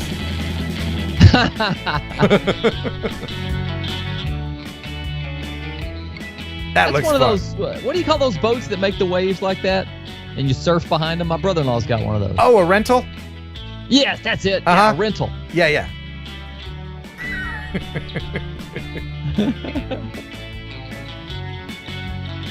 Don't rental boats always smell like the dried, rotten beer of the previous people that rented it? Absolutely. Yeah. Wonderful. Thanks for sending that in, Helicopter. And again, I had a lot of videos this week, a wide variety of them. And I thank everybody for doing that. If you want to send one in, you can do that here. Send it to kenheronupload@gmail.com. Please include your music source because, you know, YouTube gets its panties in a wad if you play like your favorite Britney Spears song or whatever. So use Epidemic Sound. Free trial links in the description. 30 days free. You can check it out with no worries. And they've got a lot of great sound effects. And remember, if it's not Epidemic, it's crap. That's true. All right. So now we're going to see something foggin' beautiful. All right. This is from a guy named Ludwig. Yeah. He says, hey, Ken, I really enjoy your program here in Germany. Maybe there is a slot for you to show my video I took in the very early morning after sunset, looking through the clouds and fog to get a sneak preview of the upcoming sun. Thanks for the program you share with the world. Appreciate the fun way you talk, and definitely like the way you share the hobby with all kinds of people. Regards, Ludwig from Germany. Look at this. Oh, man. Wow.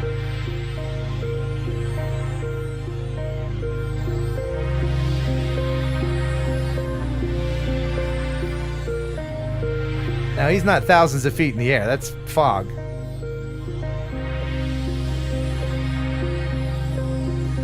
Or he's on a mountaintop. Not sure which one. Or he flew to heaven. Or that. Could be that one. Let's go with that one.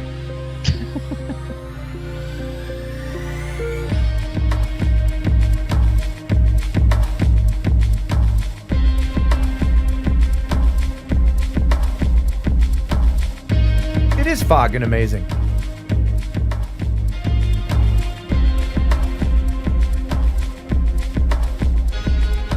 Germany is beautiful. What the fog? That's enough. Okay. One more? No? Sure. No. That's awesome. Thank you very much. If the viewer video of the week is better than that, it's going to be pretty awesome. Well, I'm not going to say it's better, but it is beautiful. Okay. It is beautiful. Because I don't want to favor any one of these videos. They're like my children. I love them all equally. Understood. Especially the better ones. If you had kids, let's say you had 2 kids, would you have a favorite? Sure. I can picture you, and I can picture you telling the favorite that he or she is the favorite. No, I'd tell them both. I'd be like, all right, don't tell the other one, but you're my favorite, right? And then I get them to do stuff for me, like mow the lawn, make me a sandwich. I can see you doing that. Sure. Yeah. Why do you have kids?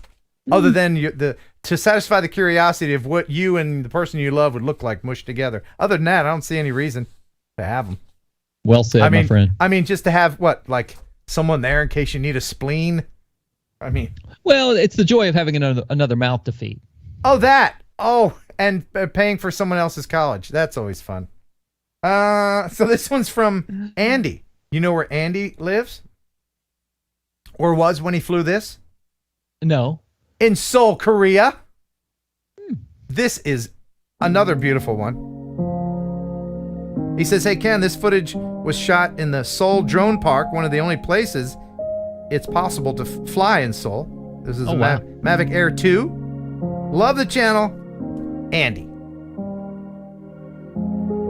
I'm seeing a lot of FPV holes under the bridge. I don't know about you. I see a couple of bandos, dude. See a couple bandos, dude. I'm going to dive that tower, brah. Yo, that would be lit. See, I'm not too old to fly FPV, but I am too old to use the lingo. Yeah, you're not too old to fly it, but you're definitely too old to talk it. Right. That's it. That's it. Speaking of Korea, have you watched Squid Game on Netflix? Yeah. Oh. Have you? Oh, it's so good. It really is good. I thought it was going to be dumb at first because I don't like overdubbed stuff, but you get over that. It's very well done. I went subtitles. I couldn't handle I went straight subtitles. Oh, I did overdub. Yeah, I don't like reading my movies. But yeah, it's a good show. Is there going to be another season? Yep. Excellent. Oh, by the way, the twist ending at the end, I knew it the whole time. Whatever. I did. I knew it. And when it happened, I was like, yes, I knew that. What? I did. I absolutely did. Yep. There he is. Andy. Hey. What are you doing, Andy? Andy out. Peace out. Excellent. Very nice, Andy. Thank you for sharing. All right. Should we do the... No, we did the end. Okay. I got plenty more videos. All right. Oh. All right. Kelly? Yes? Do you want to see a wind farm or a spooky playground? Now I'll definitely go spooky playground. Spooky playground? All right. Well, this is from El Smeghead. Pick the other one then. Yeah, you're right. Deal with that. All right. So the wind farm. Now we'll see the spooky playground first. We'll see them both. Okay. He says, "Good evening, Ken and the gang. Ken and the gang. Didn't we have? What was the hit that we had? Ken and the gang. What was that disco hit that we? What? No, that was Cool in the Gang. My bad. Oh. While I was waiting for my new car to be deemed unroadworthy by the same people who sold it to me just 3 weeks prior, I visited a local park in Northfield, UK to fly the Mini 2. The place had a strange, spooky vibe and was deserted, as if all the toddlers had been sent away to the Ken Heron drone payload testing lab. Music is epidemic sound as always because everything else is a crap. So, fly safe, everybody. Andy, El Smeghead, and Kelly, keep your eyes peeled. You might see a ghost. I like the muted colors that he did here. It is a gray day, as it very often is in the UK. Very creepy. Are you scared, Kelly? 1, 2, Freddy's coming for you. 5, 6, there'll never be a Phantom 6. They've outlawed those things in this country. They're tired of paying for broken femurs. Yeah, it was a toddler launching pad. Yeah, that's what that was. There's still a few in orbit. All the fun playground stuff's dangerous, isn't it? Yeah, Legwork in the chat said that wasn't a spooky playground until a grown man with a drone showed up. Oh, true. True. All right, keep your eyes peeled. Okay. Is that rock, that giant rock there? That looks fun. Always good for a playground. Uh-huh. Oh, man.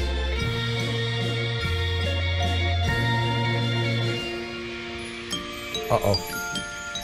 All right, watch closely. See if you see the same thing that I saw.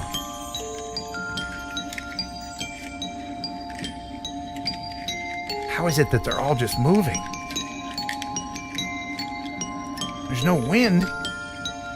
Are those children swinging? Uh-oh, what happened? Oh, no. Oh, God. What the? Oh. What? Oh. Oh. Oh, God. Oh. Scary.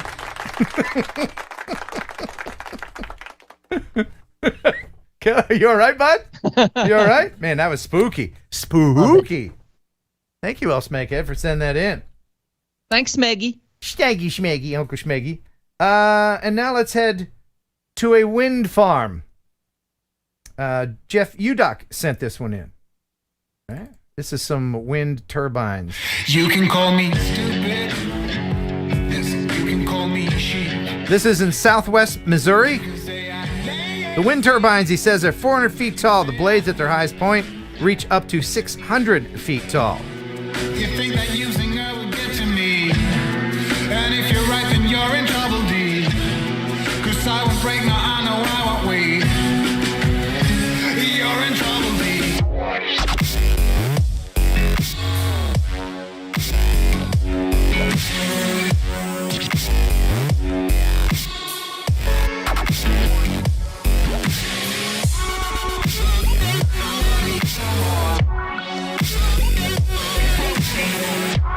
Wow.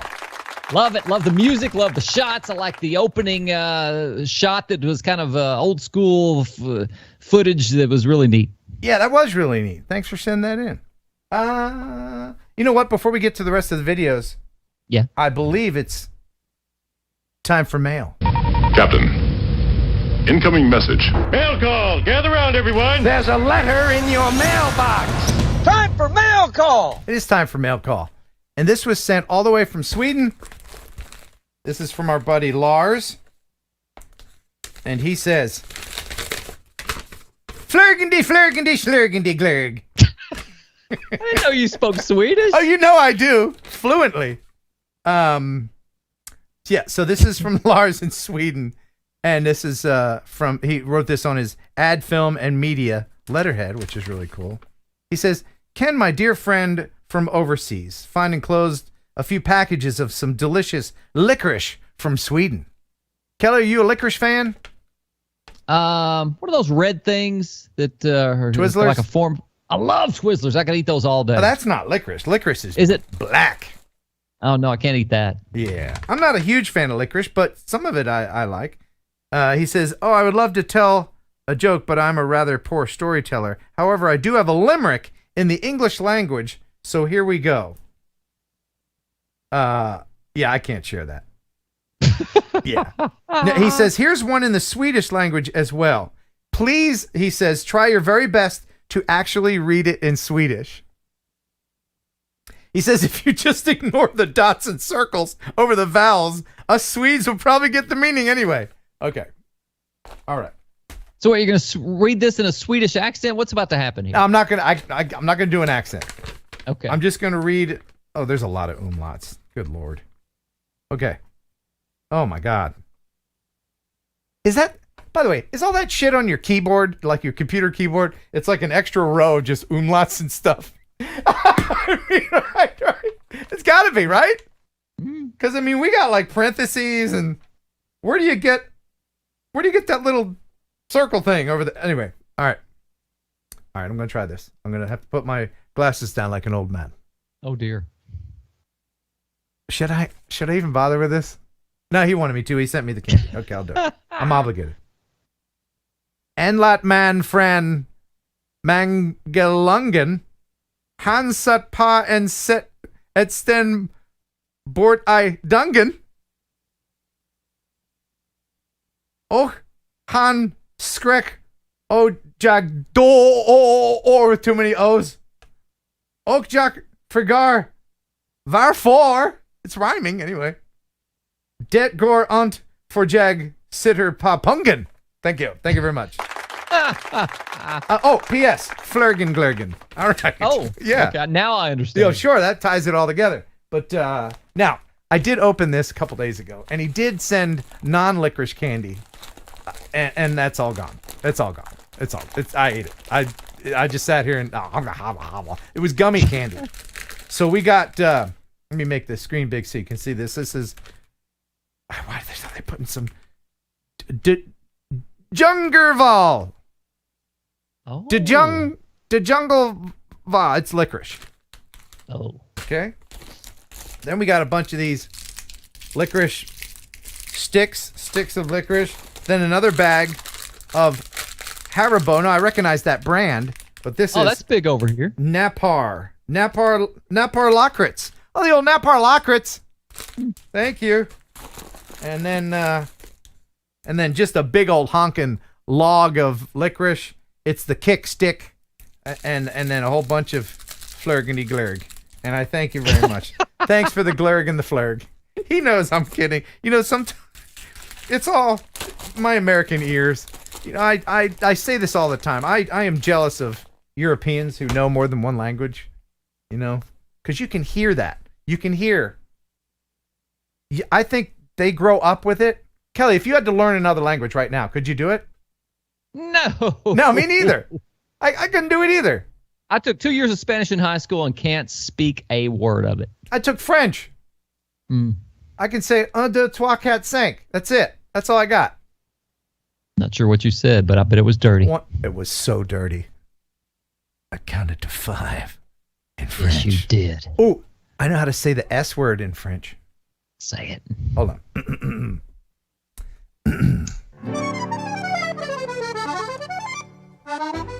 Merde. Thank you. Thank you. Oh man, I gotta wash my mouth out with Raz. Yeah, that's what I need to do. Let's go ahead and let's hop in the Raz pool. Everyone just hop in here and let's forget all of the flurgen, all of the glurgen. There's no lurgen, just the sklurgen. All hop in here. We're all friends, we're all pals. Arm in arm here in our Speedos. Oh, sorry, that wasn't an arm. That was a baby's arm. Remember, you can relax here in the Raz. But there is one rule, and one rule only, and that rule is, what is it? No farting in the Raz. There is no farting in the Raz chamber. Now, sit back in the goo and relax.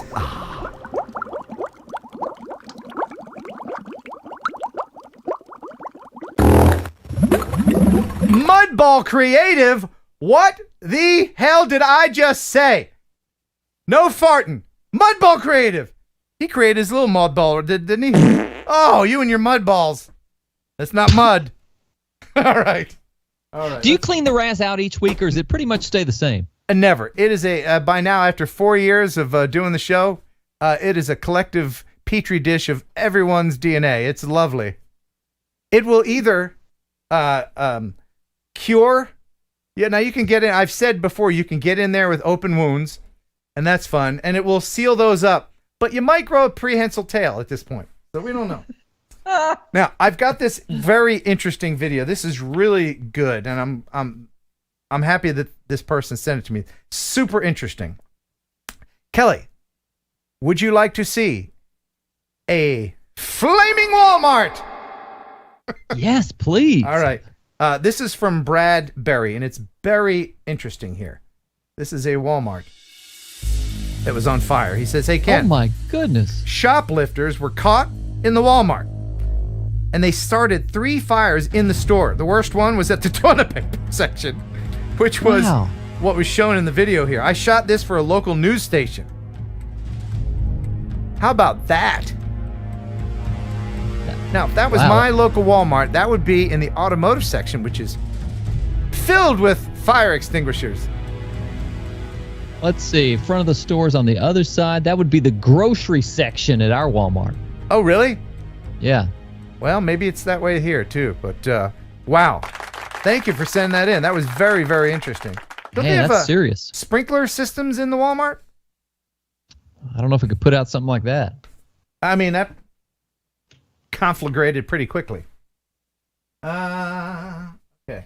So I got 2 more, and then we're gonna give away the panel. They say menu. that fire got so hot it burned the pajama pants off 74 women. Did it? All right. Thanks for that additional information. This is from Ian. Would you like to see Ian's close call? Sure. And by the way, I'm taking your close call videos. Please send them here, along with your crash videos for volume 6 of my drone crash series. 5 will be released next week. So I've been working on that. So Ken Heron upload at gmail.com if you want to send me your close calls for this show and actual crashes for my compilation. So he says, hey Ken, I was just watching TNL and saw that you were asking for close call videos. I have this one on hand. It's a close encounter of the drone kind. So it happens pretty quickly. So watch this. See if you can spot it. Did you see it? I saw something. What was that? I'll slow it down. Oh, here it comes. Oh. Oh, wow. Oh, my goodness. Yeah. That was close. That was a very close call, wasn't it? Coming in hot. Coming in hot. And now here's Kelly with another hot joke. Hit us. This is my hottest joke of the night. Yeah, what you got? I'm trying to decide. Okay. Oh, did you see the documentary about beavers? No, I didn't. Oh, it's the best damn show I've ever seen.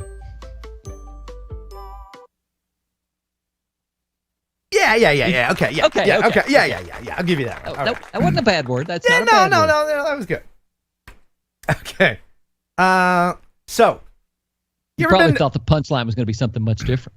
I did, yes. There might be some shaving involved. All right, have you ever been to Oregon? No. Are you ready to get Oregonized? Oregon me. All right, this is from our buddy Levi Connolly. And this is a train in Oregon. He says, Ken, I wanted to share this video with you. I've been waiting a long time to record a train. Finally was able to get one. This was around 5,600 feet in elevation and will soon be covered in snow.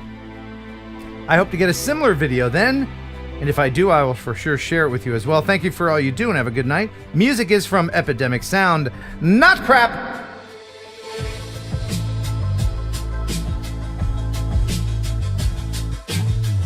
It looks like he's got a hike.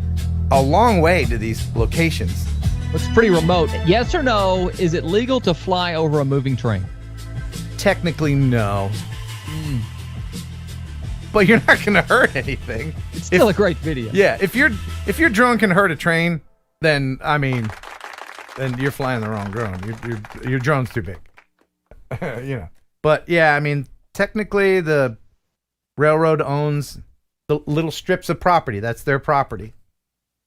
Now, again, if you're not, it could be considered critical infrastructure by some. Blah, but it's debatable. Uncle Ken says no. Go ahead, go for it. Yeah. So if you get in trouble, just say, "Oh, Ken Heron said." Have him call me. No, don't do that. How do you want to give away? Come up with something super clever to give away this LoomCube Panel Mini. There's a link in the description, by the way. Okay, what you got to do right now is get your pen and paper out. Right. Draw a picture of Ken. Yeah. Mail it to Ken's home address. I'm about to give you his home address momentarily. Right there. There it is. No, I'm talking about his actual home address. Here it Oh, is. I don't live in my P.O. box. Yeah, okay. What you got? You're going to mail it right to his house. Where is that? It's got. Oh, wow. Darn, what happened to your audio, Kelly? Okay, what happened? What happened? Oh, doggone it. Oh, son of a... Hello? Hello? And he's back. He muted himself. Kelly. Got it? I got it. Okay. Okay, I got it. We all wrote that down. Good. So, do you want to try to break the internet? Yes. Okay. All right. Oh, no, because it wouldn't be fair. I don't want to limit it to just members. What was your idea? I was gonna because I don't want to say it because they'll do it. They'll do it. Okay. How about this? Let's try to break it. We'll just do. If you're a member and you have access to Kelly's little picture, we'll see how many of the person who does the most images of Kelly, right? And then for people who aren't members, just type Kelly out as many times as you possibly can. How could we ever select a winner? Well, from that? you'll just have to pick someone. I just want to see what it looks like. So how about I ask a Ken trivia question? No, they're doing it already. Forget it. They're already doing it. Oh my goodness. Yeah. Look at this. Yeah.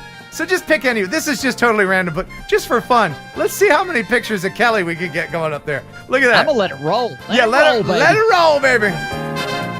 By the way, you can become a member if you want to.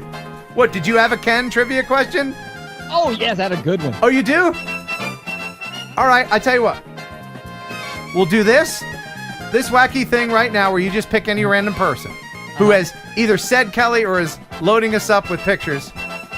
And then we'll do a Ken trivia question for free will filters. How about that? All right. Moving so fast. Yeah, so now you got to... How's this for narcissism? Huh? Is this feeding your ego, seeing all of the Kellys? Oh Look at that. Goodness. That's great. All right, so you got to pick someone. Can I legit pick the one who this person is just loading it up time after, and he's typing every single one of them. Oh, wow. Yeah, it's up to you, Kelly. You pick whoever you want. Okay, then I'm going to have to go with Carl's Corner. All right, Carl's Corner. Congratulations, Carl's Corner. You've got a LoomCube Panel Mini from LoomCube. And everyone else, I encourage you, please, please, please use my affiliate link thing in the description. And, email me and remind me that you won, okay? Because, I forget stuff. So, now there's a trivia question. This is Ken Trivia. If you know Ken, you will... If you know him really well, you're going to know the answer to this. Okay, and this will be for freewillgear.com, ND filters from Freewell. First correct, and Ken, you'll have to look at the chat to figure out the first correct answer because I'm not even 100% sure on this answer. Okay, all right. Here's the question. All right. Many years ago, during his sordid life, Ken purchased a fake Lamborghini. That fake Lamborghini failed miserably and fell completely apart, costing him tens of thousands of dollars. Here's the question. What color was that fake Lamborghini? Oh. And go. Oh, my. Oh, well. That's actually not... You don't have to know me. You have to know Lamborghini. Wow. It's rolling. It's rolling. It is. There's got to be an answer in there somewhere. I got to roll back. Oh, my God. I got to roll back. See, the problem is, if they knew what kind it was, it only was available in this one color. Initially. But mine wasn't a real one, so it could have been any color. Didn't matter. Did not matter. Right, did not matter. Oh my God. I don't see it. What? I don't see it. Oh, wait. I see Chris Howland got it. I don't know if he was the first one. It was silver, not gray. It was. I thought it was yellow. Wow, I thought it was yellow. Did you really think it was yellow? I did think it was yellow. No, it was silver. It was a fake Countach. And so Chris Howland... I think it was Peaceful Lion drones and stuff. Okay, so whoever got silver first. I'll have to go back and look later. But congratulations. And thanks again for picking that scab, buddy. I didn't know it was silver. Why was I thinking it was yellow all these years? Well, because yellow's a pretty douchey color for a car. Well said, my friend. Unless you're a girl. And I apologize to the one guy out there with the yellow Silverado or whatever you got. I mean, with your truck nuts. There's no yellow truck with truck nuts, I bet. Do you think? Do you think there's a yellow truck with truck nuts? You think? Somewhere out there. Yes. I got a yellow truck because I'm a real man. I'll put truck nuts on it too. Yes or no? Yeah. Did that fake Lamborghini run better than your Mazda RX-8? No, it actually didn't. And it cost me considerably less than the RX-8. Yeah. Impressive. By the way, what's your dream car, Kelly? What's your dream car? I don't have one. You don't have one? That's not a lie. I honestly don't have one. I don't care a thing about cars. Nothing. I don't care. Just don't care. Oh my gosh. All right. My last 2 cars have been Kia Souls. I bought 2 in a row. That tells you how little I care about cars. All right. Your next car that you get, if you got a free Kia Soul, free new one, when this one wears out, when you forget to put oil in it again. Yeah. And it was free. But the only stipulation was that you had to have truck nuts on the back of it. Would you accept it? You can't take them off. You can't cover them. Would you? Absolutely. Would you So really? would my wife. If it's a free car, my wife would say, heck yeah, he's driving that. You get them nuts on that car, honey. Seriously, you would? Yes. I might put a sign with an arrow that says car was free because of these or something. Now let me ask you this. Uh-huh. And tell me if this is true in your opinion. You know a lot about cars. Yeah. And driving them and whatnot. Okay. Uh-huh. My wife won't let me have a silver or gray car because she says it blends in with the road and it kind of becomes camouflage and you're more likely to have an accident. Ah, that is true, but only for people with estrogen. There's something about being poisoned with the chemical estrogen that prevents you from seeing cars silver or otherwise. Oh, that's it. Wait, is this misogynistic Monday? No. Oh no, it's Thursday. So I'm sorry, ladies. Life right now. Here she is. We just lost all of our. What's that? She's listening right now. Oh, I'm correct. Oh, she's listening. Okay. Hey, would you? Can she hear me? Can she hear me? Come here. Come here. Put the. Look how well dressed she is at 9 o'clock at night. She really is. Hold on a second. Okay. All right. I dressed up for your show. All right. All right. Let me ask you this. If you guys were offered a free car, any car you wanted, but the stipulation was in order to drive the free car, you had to put truck nuts on it. Would you do that for a free car? Kelly says yes. Would you? That he's driving? No, she would say yes and make me drive it, even if I said no. No, would she drive the truck nut car? What car is it? Any car you want. Any car you want, and it's free, but you have to have truck nuts on it. I'm going to go with it, yes. Yeah! The nuts got it! All right. Definitely, I'm taking the nut. And I'm also taking the Audi SUV. Thank you very much. Okay. Audi What's SUV. that as her next car? Oh, excellent. That would look great with a set of silver truck nuts on it. And I get another Kia Soul. Okay. Yeah, get one for each foot. All right. Well, that was a good little jaunt into the weirdness, but it is time now for our viewer video of the week. And the viewer video of the week will win Freewell Gear ND filters from freewellgear.com. Links in the description. And the winner this week, and it's absolutely beautiful, but of course not as beautiful as your lovely wife. How far up did I marry? Pretty far, yeah. You are not aging at the same rate. Let's just say. I'm about to age out. You're about to age out, man. Good thing you grandfathered her in. Literally. All right. So the winner is Dave. No last name given. Just Dave. Still Dave. He says, "Hey, Ken. Never thought I would share such an old video of mine, but almost always you bring the importance of sound effects up in your show. So I thought I'd share this video of mine. I filmed this in several countries like France and Spain. And you're and it's one of your most hated drones, the Xiaomi Mi 4K. I don't hate it. It just I didn't particularly like it too much, but it's got a great camera on it. And don't tell me you didn't hate it, otherwise you wouldn't have used it for blowing the leaves off your drive. Wow, that goes back like 4 years. So thanks, Dave, for being a member of the channel for that long. Music is from Epidemic, so it doesn't suck. And this was shot in the 21:9 aspect ratio. So it's really cinematic and beautiful. It's our viewer video of the week. Enjoy. From Dave.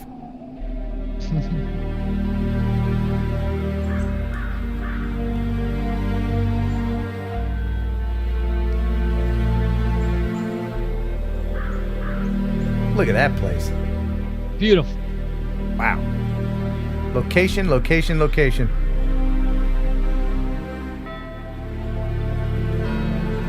See, just a few little sound effects and birds and bells and stuff. Really adds to it, doesn't it? Yep.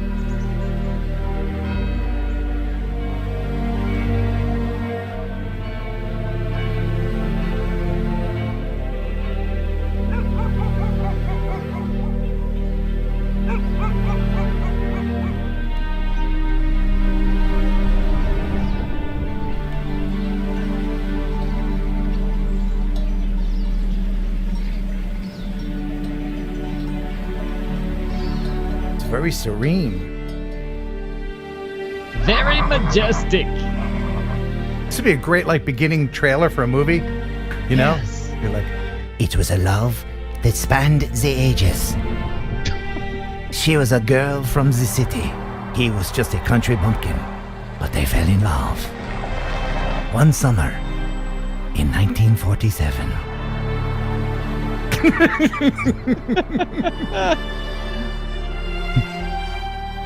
Her family didn't want to have anything to do with him. But they fell in love. You got to use your in a world voice. That guy. All right. Yeah. In a world. In a world where love was a dirty word. This summer.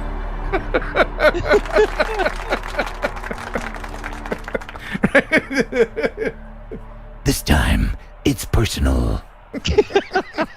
Thanks, Dave, for sending that in. I really appreciate it. That was very lovely. Very nice. I haven't used my trailer voice in a while. Remember Don LaFontaine? You do a really good Don LaFontaine. Yeah, what was one of the he did all those 80s movies, you know. He was the voice of the 80s movie trailer. I wonder how many times he said, "In a world." It's back to the future.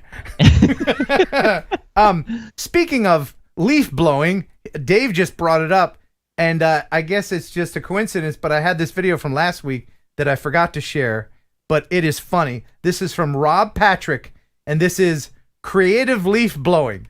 Enjoy this.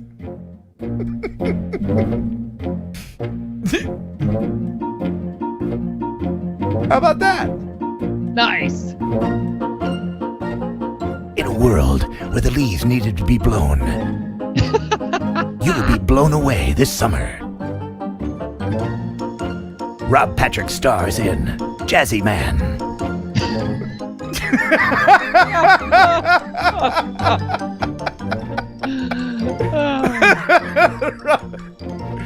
He's just there on his Jazzy. See, now that's a good use for the DJI POS. FPV, yeah. Yeah. Right?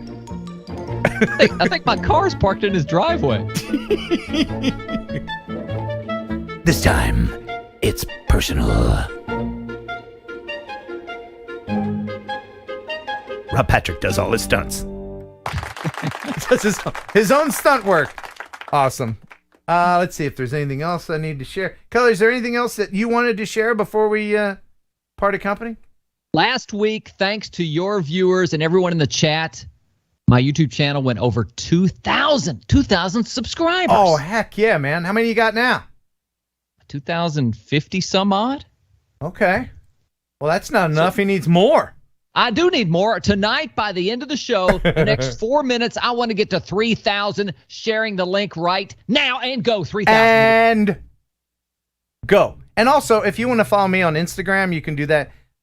Follow my Chicago antics this weekend, Ken Heron. I'll have all the pictures and everything from my trip with me and Keith. Keith and I. Are you driving the cop car to Chicago? I thought that might be fun to dress up like the Blues Brothers and head to Chicago in the cop car, but I think we probably should take a Honda or more reliable, or Toyota or whatever it is. I actually drove his cop car last weekend. That thing runs really well. I was surprised how well it runs. It really does. And, I kind of wanted to keep it bullet hole free, so I'll leave it at home. That's kind of a target in Chicago. I'm just saying. The doors are bulletproof. They are, but we won't be testing that. We hope you enjoyed the show half as much as you would have if it had been twice as good. Thank you so much, everybody, for supporting the show. I really appreciate you guys. Each and every week, you make it so much fun. Kelly, thanks for co-hosting. I know next Thursday you can't do it because it's Thanksgiving and you got family and stuff, but I'll be here because I got no one except you guys. So I'll find somebody outside of the United States to be my co-host. And thank you very much to XJet, Bruce Simpson. Again, check out his links in the description. Become a member of this channel. And thank you, Jeff, for drinking on the job. You always make it fun. Until next time, and bye.